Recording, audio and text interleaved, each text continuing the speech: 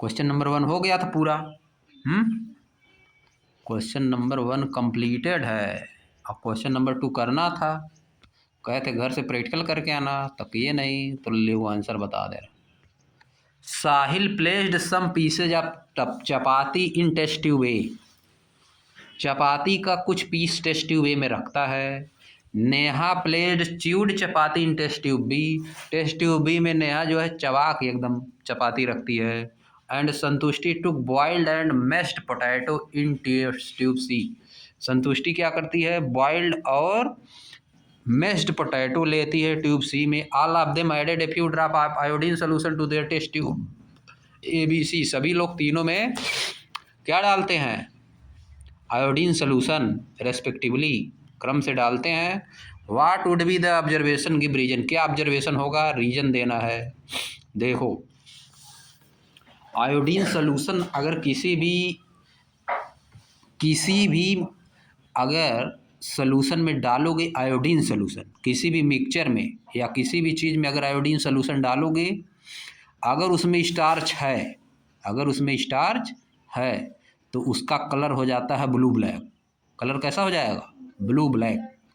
तो फर्स्ट वाले में स्टार्च है, चपाती है तो उसमें स्टार्च है, तो चपाती वाले में टेस्ट ट्यूब में आयोडीन सोल्यूशन डालने पे उसका कलर कैसा हो जाएगा, ब्लू ब्लैक। कलर कैसा हो जाएगा, ब्लू ब्लैक।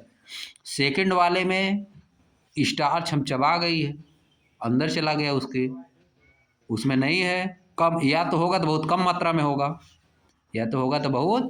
कम मात्रा में होगा। इसीलिए सेकंड वाला जो चबा के चपाती रखी है टेस्ट ट्यूब बी में, उसमें या तो ब्लू ब्लैक नहीं होगा या तो very light blue black. Very light, light मतलब हल्का भी होता है, लाइट मतलब केवल प्रकाश से नहीं होता है, लाइट की लाइट जला दी, लाइट मतलब हल्का भी होता है, LIGHT, उसी स्पेलिंग वही होता है, स्पेलिंग वही होता है। ब्लू ब्लैक कलर पहले वाले में blue black colour, test tube A का कलर ब्लू ब्लैक हो जाएगा क्योंकि उसमें स्टार्च प्रेजेंट है। दूसरे वाले का कलर या तो लाइट ब्लू ब्लैक होगा या तो ब्लू ब्लैक नहीं होगा क्योंकि उसमें स्टार्च प्रेजेंट बहुत कम मात्रा में या तो नहीं है। तीसरे वाले में भी कलर क्या हो जाएगा, ब्लू ब्लैक, क्योंकि पोटैटो में भी स्टार्च प्रेजेंट होता है इसलिए उसका भी कलर ब्लू ब्लैक हो जाएगा। अगला आ जाओ, next question number 3। What is the role of diaphragm in breathing. Diaphragm का क्या रोल होता है ब्रीथिंग में। आंसर फर्स्ट क्या दिया है, फर्स्ट दिया है टू फिल्टर द एयर को फिल्टर करना, टू प्रोड्यूस साउंड प्रोड्यूस करना, to help in inhalation and inhalation और एक्सहेलेशन में मदद करना, टू एब्जॉर्ब ऑक्सीजन एब्जॉर्ब है। देखो क्या हेल्प करता है, to help in inhalation and exhalation. अगर नहीं तुमको आ रहा तो आ जाओ, डायफ्राम जहाँ पे वहाँ पर देखो, यहाँ देखो बनाया है, वह बना के बताया है, बैलून लेके बताया है, फिर उधर लिखा भी है नीचे डायफ्राम, वही जो रबर बैंड है डायफ्राम का काम करता है, मैकेनिज्म ऑफ ब्रीथिंग। देखो इनहेलेशन एक बार दिया, डायफ्राम मूव्स डाउनवर्ड, डायफ्राम जब नीचे हो जाता है तो क्या होता है, इनहेलेशन। डायफ्राम मूव्स अपवर्ड तो एक्सहेलेशन, जब एयर बाहर निकलती है तो एक्सहेलेशन, जब एयर अंदर आती है तो इनहेलेशन। डायफ्राम हेल्प करता है इसमें, बात समझ गए।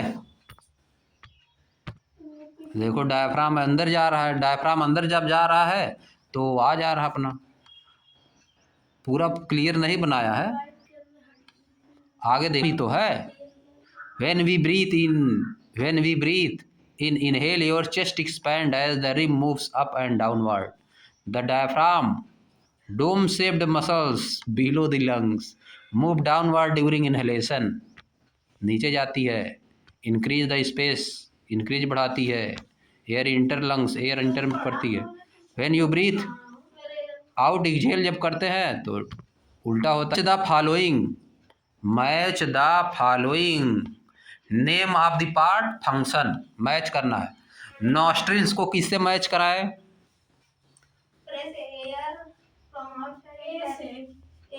से एक बार देख लो अब, हरिद्वार नॉस्ट्रिल क्या करता है, fresh air from outside inter, यहीं से फ्रेश एयर आउटसाइड से इंटर करती है नॉस्ट्रिल से। और नसल पे पासे से क्या होता है, Nasal passage, teeny hair and mucus help to trap dust and dirt from the air we breathe.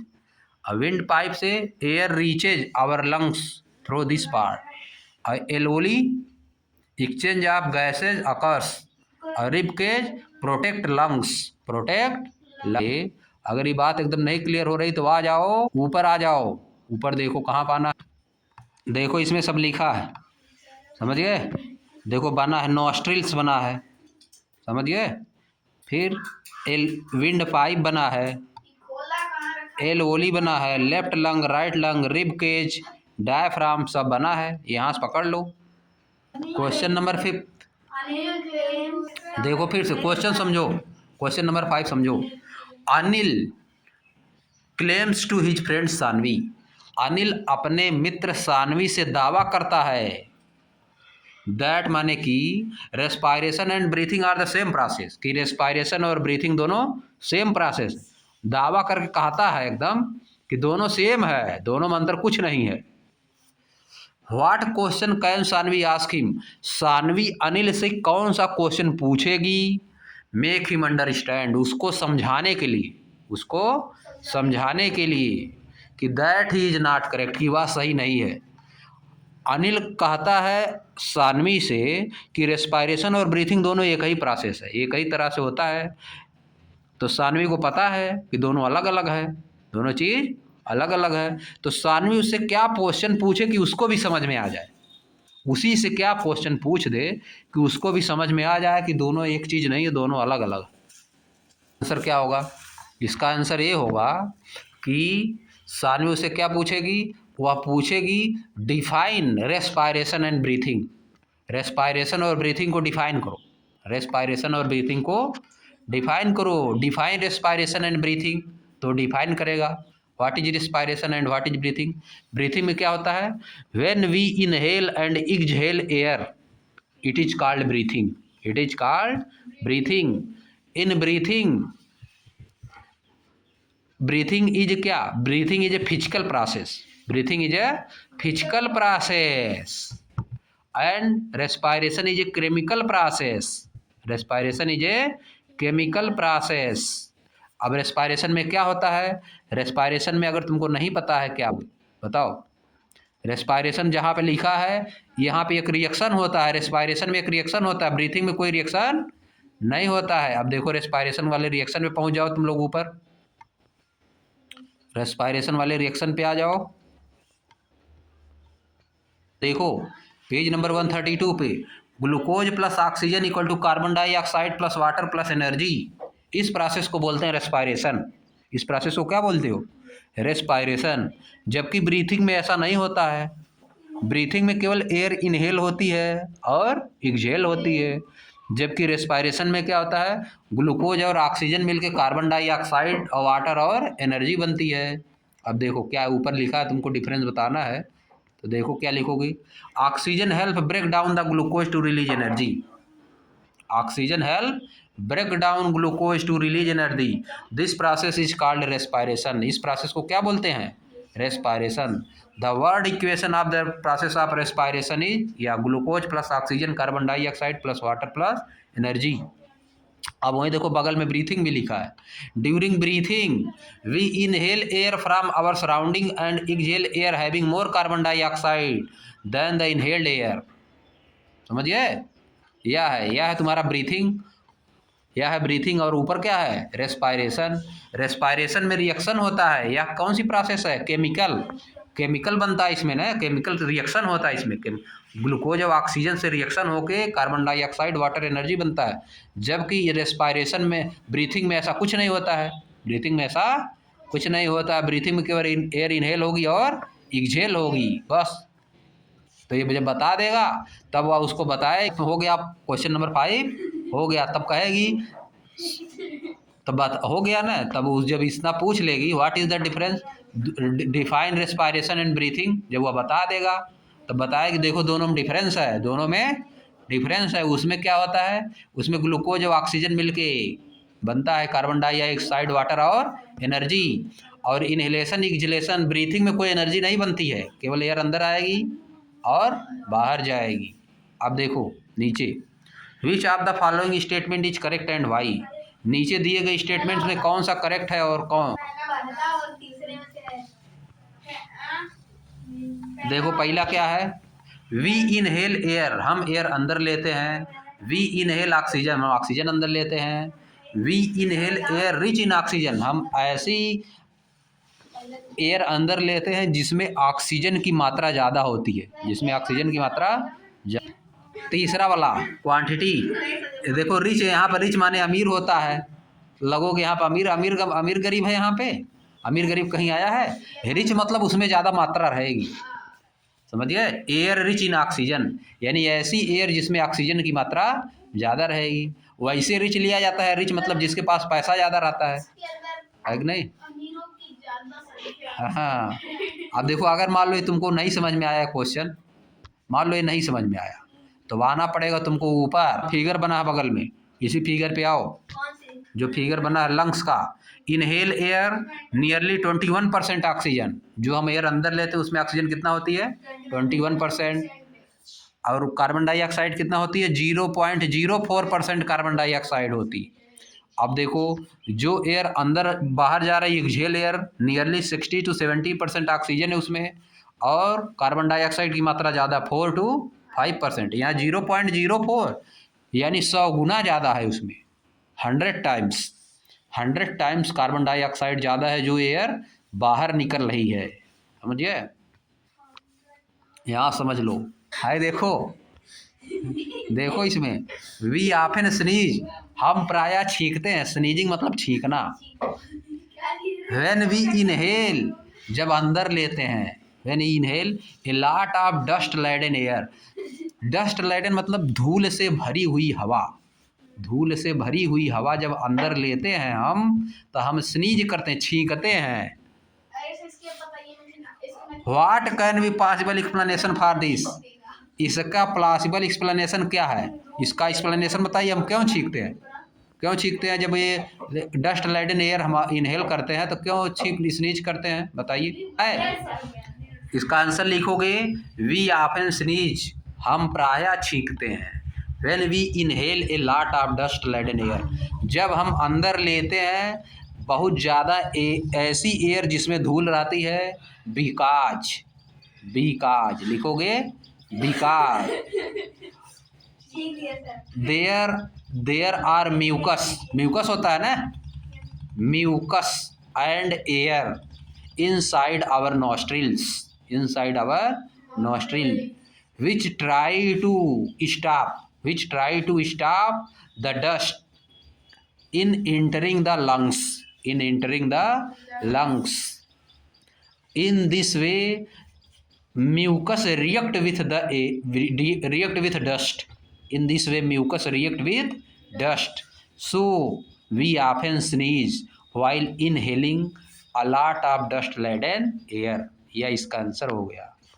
अब नेक्स्ट, ज़्यादा टाइम हो गया, पकड़ ही नहीं पर, देखो इधर देखो, परिधि एंड अनुषा ऑफ ग्रेड 7, परिधि और अनुषा जो कि क्लास 7 में पढ़ती हैं, started running for their morning walk, अपने मॉर्निंग वॉक के लिए दौड़ना शुरू करती हैं सब।